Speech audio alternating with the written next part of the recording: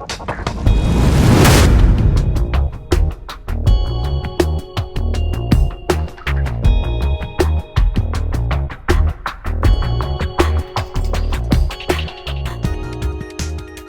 and gentlemen, tonight I'm going to be interviewed by Mr. Richard Dennis on compensation plans. You know, it amazes me, people, every walk of life. I don't care if you're a brick mason, or if you're a lawyer, or if you're a ditch digger, or a waitress. People have a clue how they're going to get paid, how much they're going to have to work, what's the hourly, is it a salary? But people get into network marketing, and they just figure somehow, some way, magically, if they just make a list of friends and family, somehow, magically, they're just going to get paid, and they've got no clue on how they're going to get paid. It amazes me. In any other walk of life, people know exactly what they're going to get paid and what they got to do to get paid. So I'm going to be interviewed by Mr. Richard Dennis. Richard Dennis, very well known in the network marketing industry. So let me just turn the call over to Mr. Richard Dennis. Okay, thanks very much, Michael. Pay attention now. Okay. We've got, basically there's 5 different types of compensation plans. Unilevel, stair-step breakaway, binary, matrix, and Australian 2-up. And of course there's, companies come up with hybrids combining different plans. And, sure. And so, in this maze, how do we know some of them are good and we know some of them aren't. In this maze of plans, how do you identify a scam? What do you look for? What are the clues? Okay, first of all, a clue. First of all, an Australian 1-up or 2-up is always associated with a scam. They never have a product. That plan is designed for the heavy hitters to make all the money. Can you imagine most people sponsor 2.3 people into a business? That's without a mentoring for free system or something like this. It's just the average person out there. Could you imagine your first 2 best people that you know, you sponsor them into business and you give them to your upline? And then those 2 best people that they know, they give to the upline, and then they give to the upline. Can you kind of see the insanity of that, giving away your 2 best people? That should give you a clue. And an Australian 1-up or 2-up never has a tangible, sellable, usable, consumable product. They sell air 99% of the time. Now they might have a autoresponder system or something they're calling a product, but the problem with that is, Richard, is you never have retail customers. So if you want to identify a scam, first of all, if it's an Aussie 1-up or 2-up, guaranteed it's a scam, hands down. The next thing is look and see if when the recruiting stops, does the income stop? I call that vampire marketing. Do you know that vampiremarketing.com, that website is not available? Somebody has that, Richard. and see, it's new blood. A scam, Richard, never has customers. A scam never has customers.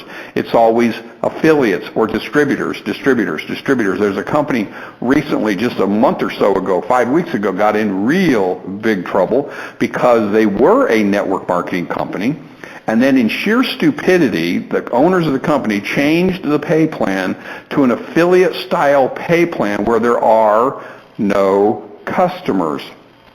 You know, Richard, we talk about company management experience with integrity. Have they built it? Now, if a company owner understood comp plans, why would you take a traditional network marketing type pay plan and turn it into an affiliate program? And the reason they got into trouble was there was no customers. So, Richard, all you got to do is look and see if there's customers. That would be people buying, using, consuming the product without referring somebody, without joining the business opportunity, without paying a fee to join. Now, that company thought they had it figured out because they said, well, everybody can join for free.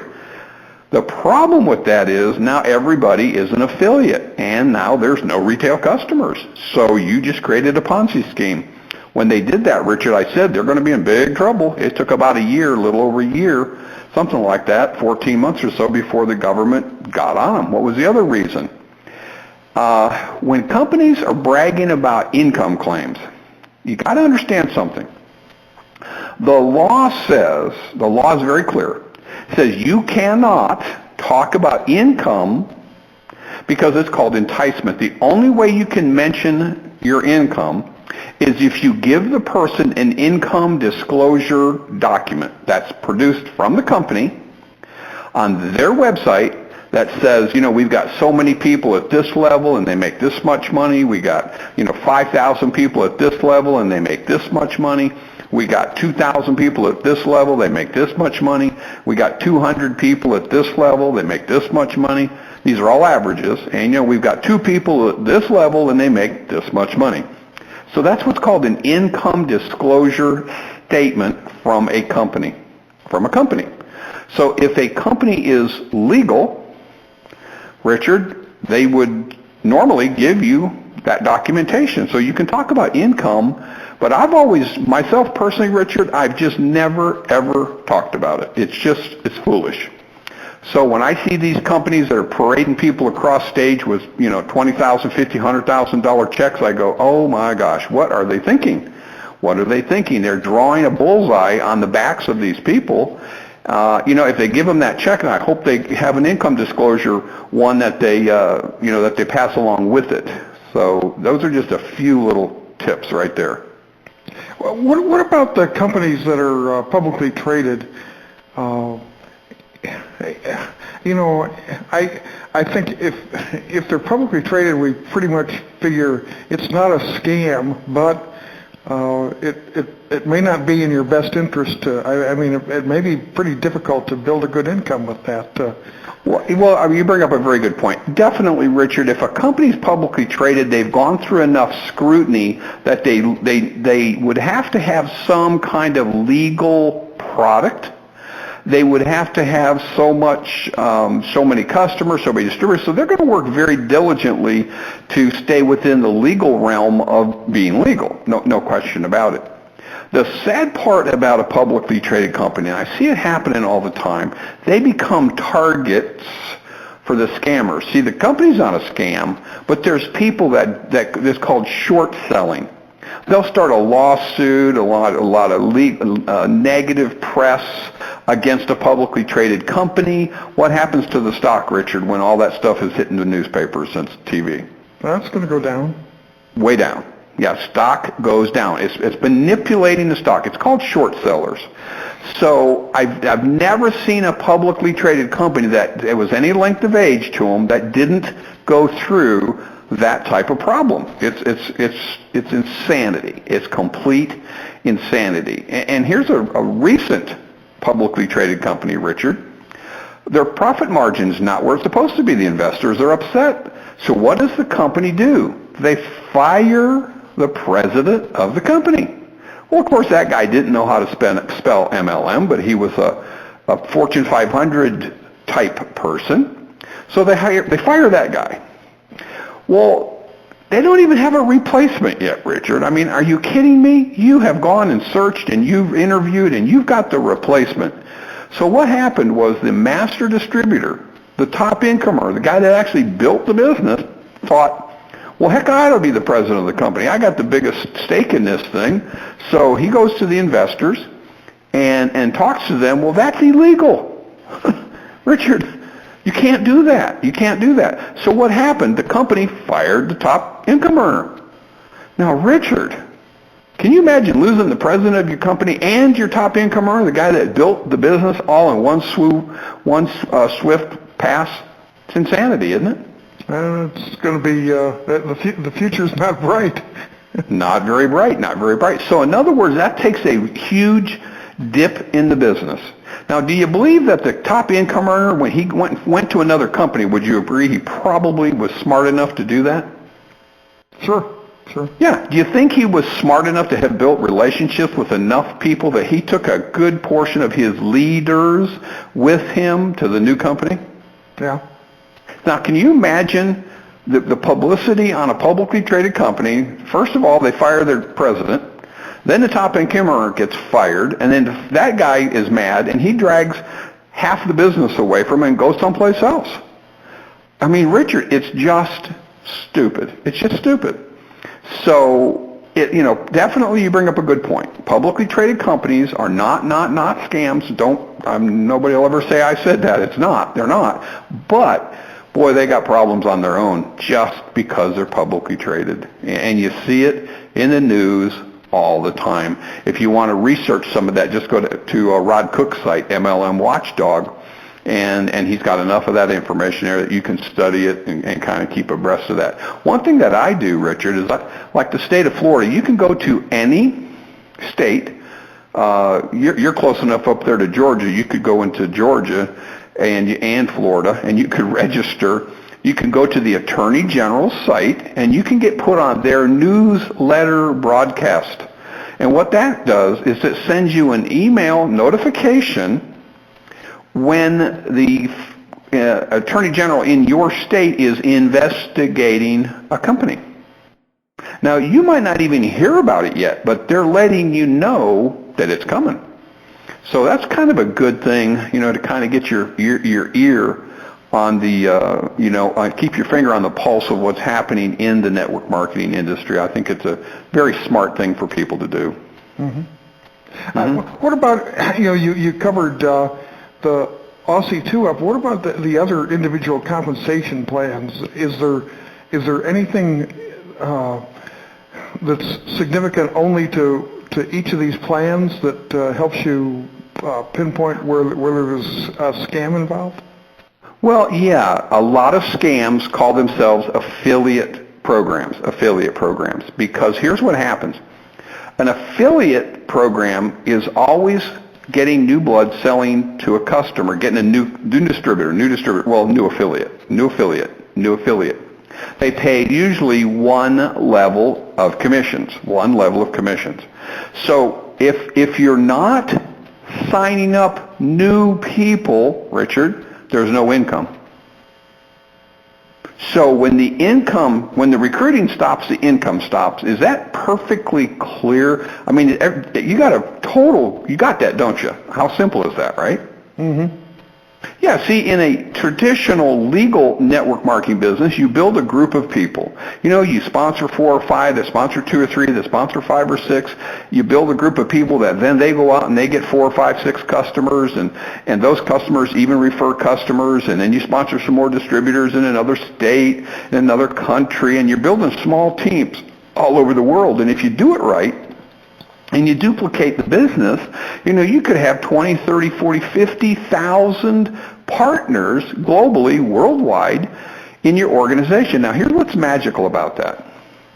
Every month, you got 30, 40, 50,000 people all buying a product, selling a product, sponsoring somebody, doing business. But the interesting thing is, if let's say you're in 12 countries. Let's just say that, 12 countries. And let's say France, we'll pick France, and let's say half of your team is in France. And the government regulatory agencies in France go after your company and attack your company. Now you're not losing all your business because you're in other countries. So it's always good to, diversify and to get into different countries, get into Canada, get into a lot of states in the United States. I mean, good example, Michigan, the regulators, the Attorney General in Michigan just hates network marketing companies. Why? It's the home of Amway. And they've sued them, and Amway has kicked their butt many times. So there's a bad taste in their mouth in Michigan. So a lot of states, Michigan is one state that's very, very tough on network marketing companies. So the regulatory review of different contracts, policies might be a little different in Michigan. So when you read a company's policies and procedures, it might say this is excluding Michigan, Wyoming, whatever. So they might have a couple of exclusions. And in those states, you have to do this, and this. And I'll give you an example. There's many companies, network marketing companies, that are resellers of electricity. But the problem is they sign people up in states that they're not in business in. And according to the federal government in several of those states, they say if Michael joins this business and he cannot get the product in his state, it's against the law to sponsor him into the business. Can't do it. Can't do it. Many companies have gotten themselves in trouble, and many of those companies are now gone for that. Now, some of those companies, they got pretty smart. They started selling light bulbs. So you could get that product in any state. Cool, we can get light bulbs in any state. So that would be a product, wouldn't it, Richard? Yes, it would. Well, you know, these new energy-efficient light bulbs last forever. I mean, I've got one of these fluorescent ones in my office lamp that has been in this office, I think it's probably been 5-6 years, that light bulb, and I use it all the time, and it always works. So I don't know, selling people light bulbs, I don't know if that's going to be a, very good on residual income, but at least it's a product in the state. So there's a lot of things you want to look at on the surface. In some states, it might be a legal business entity. But if you go into another state, it's not. It's not. I'll give you a good example. Many lawsuits have been filed against one of these discount dental plan companies. There's a bunch of them out there. Okay. Well, this one had no dentists in the state that they were doing business in. And so the attorney generals of that state said, you can't do that. That's a Ponzi scheme. Our people of our town, our state, you're taking advantage of them. They can't work in our state, so they deemed those to be illegal. So that company had to give all those people their money back, and when you join the business, you have to tell them, oh, well, you can't sign up anybody in this state, that state, this state, this state. So, boy, that has really hurt that business, too. So, when we talk about scams, there's scams that are upright scams, and then there's things like the publicly traded we talk about that just put a big bullseye on their back, and then you've got companies that don't have product in the state that they're doing business in. So, although it's legal in Florida, it might be illegal in Georgia. That makes sense? Mm-hmm. You mentioned a dental plan. It's hard for me, all the years I've looked at network marketing, it's hard for me to recall any service-oriented company like that in network, with a network marketing format that lasted any length of time. Am I missing something there? Well, there's still some that have been around a long time, but boy, they are battle scarred. I mean, they are beat up and they are battle scarred. And the problem is not enough people are making money, so the people start complaining. Now, what happens, Richard, when people start complaining? The government goes after those companies and researches them, don't they? Good example would be, Here's a good example. Company is gone. Was called Fortune High Tech Marketing. And they were around, I think 11, 12 years. And when I looked at it, I said, it's a Ponzi scheme. Now people says, oh, Michael, you're crazy. The owner of that company was the top income earner in another company, and he's blah, blah, blah, blah, blah, blah. And I said, wait a minute. And they said, why do you call it a Ponzi scheme? Well, here's why. Real simple. It's very clear. The government says, when you pay money to join a business, you must receive something of value for your investment. And people say, well, you have the business opportunity. No, it's against the law to sell somebody a business opportunity. So when I looked at Fortune High Tech Marketing when it first came out, I think they were charging $249 to join the business. What did you get for $249? You got a website and a $10 kit that said you were a distributor. So what did the company have invested in real money into that money? What, $20, $25? And let's say it was $250. They pay $200 of your money to the people that recruited you. There was no tangible product that exchanged hands. And I know Rod Cook knew the owner real well, and he's passed on. He right after this big thing, he was fighting cancer and he died. But what happened there was so sad because Rod Cook told them, just give people their money back. You can stay in business the rest of your life. There's all kinds of companies like yours that are doing it, but they give the money back. And the owner just said, I'm not going to do it. Screw them. Well, guess what, Richard? That, it was horrible. The guy, I knew the man was sick and he was dying of cancer, and then to lose the company and then to hurt, all those people that got hurt along the way. Now let's make Fortune High-Tech Marketing perfectly legal so you know how to identify a scam. You pay the same money. Let's just say it's $249. It doesn't matter what it is. It could be $500. But let's say $249. So we'll call it $250. For $250, you get the business opportunity, you get your website, and you get 2 round-trip airline tickets to anywhere in the United States. You get an iPhone. You get an iPhone 6 Plus for your money. Can you clearly see, Richard, where you got something of value for your money? Sure. Yeah. When I first looked at Fortune High-Tech Marketing and I crunched the numbers, I thought they were paying about 75% of the money people paid, they were paying in the comp plan to recruit people.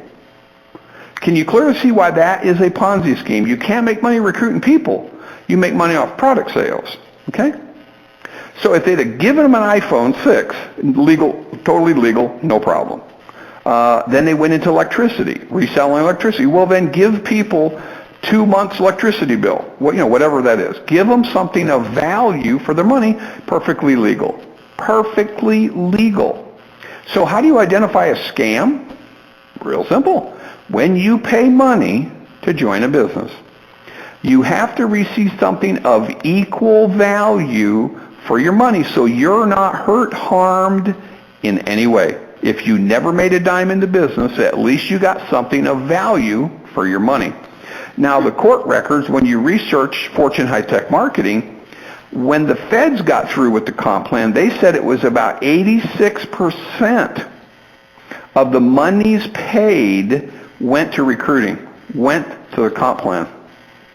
So I was at 75 and they were 86. So they had it worse than I even figured it was.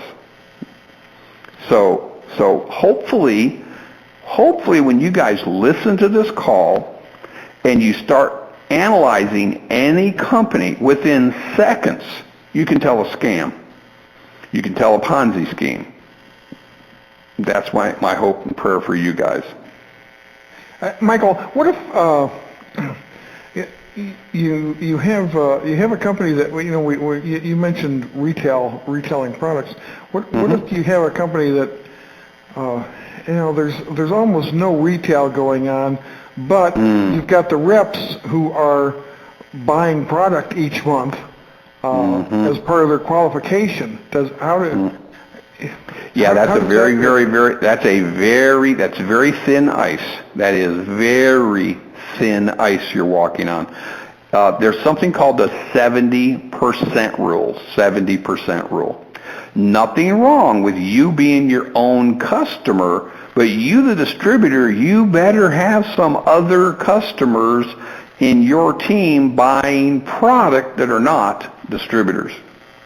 It's like putting a huge, not just a bullseye on your back, it's a bullseye. You ever seen a laser, Richard? Like on a gun, you can buy them now with a laser pointer on them. Mm-hmm. Well, you don't even have to look at the sights anymore. You just look at the laser and you put that on the spot you want to hit. And I'm telling you, dude, within an inch, it hits that spot. When you're just recruiting and you're not going after customers, not only do you have a bullseye on your back, you've got a red laser pointed right at your head. Just that simple. So this is why I beg people, when companies, top income earners, when they keep talking, recruit, sign them up, you need to run. Now, the product is legal, the opportunity is legal, but it is going to get them in trouble in the long term. And the reason I say this, Richard, my belief is this. You know, Linda and I started dating at 15 and 16. We got married at 19 and 20. We've been married 44 years. Our business life and our personal life are the same. Our belief is build it once, build it big, build it to pay your children's children. Nothing else makes any sense to me. You know, Richard, one of the most horrible things that I could tell you a story, I had a gentleman 8 years ago download my book, Success in 10 Steps. Now, he was not in the United States. He was out of country, and he used a mentoring for free system to build his business. Now, I coached, trained, mentored, worked with him, did coaching calls. Now, he became a customer of mine in my network marketing company. He was a diabetic, and he needed some of the products I have, and so he became my customer. And for 8 years, he was my customer. And I'd notice once in a while, I'd see some other sales come in, retail sales, from his country. And I thought, I wonder how that happened. Well, when I would talk to him, he'd say, yeah, I recommended a couple of people there to go get these products. And he'd say, oh, great, thank you so much. 8 years goes by, Richard. Now, I warned him. He was in a service company. Service companies are volatile. They change service, they blow up, they go out of business, they sell. So I get a phone call on a Sunday afternoon. He's happy as a clam. I mean, he was making 6 figures a month. He'd been with the company, I think, a total of 11 years, something like that. He'd been working with me for 8 years. Loved the system. Just everything was great. Calls me on a Sunday afternoon. He says, Michael, I got good news and bad news. I said, well, what's going on? He said, well, you know, you told me that service companies were volatile. I said, yeah. He said, well, my company was so profitable, they sold the company to a publicly traded company in the UK. The first thing the new company did was do away with the pay plan. It wasn't part of their business model. Did away with it. Kept all of his customers. And he said, you know, Michael, you warned me. He said, but I just didn't listen because he said, I wanted a product I liked. He said, I just didn't get the big picture. I should be using a product everybody else wants, not me. And so he joined my team. And in a month, Richard, we did calls round the clock. 3,256 people joined our team in a month. So building relationships, relationship marketing is the number one best advice I can give anybody. And beware of Ponzi schemes. Beware of something that's difficult to build. So we're at the bottom of the hour, my friend. Yeah, and you've given a bunch of points on how to identify what the scams are. So we've done good work here, Michael. Yeah, Richard, my hope for people is this, to not die with their music still in them. You know, this is an incredible industry. It creates an amazing future, financial future, time freedom for people. It's the most level playing field. You know, you can be a high school dropout and be a network marketing millionaire, whatever. But getting accurate, truthful information, that's what we're about, Richard. And I want to thank you, Richard, for this incredible interview tonight. So thank you so much, my friend.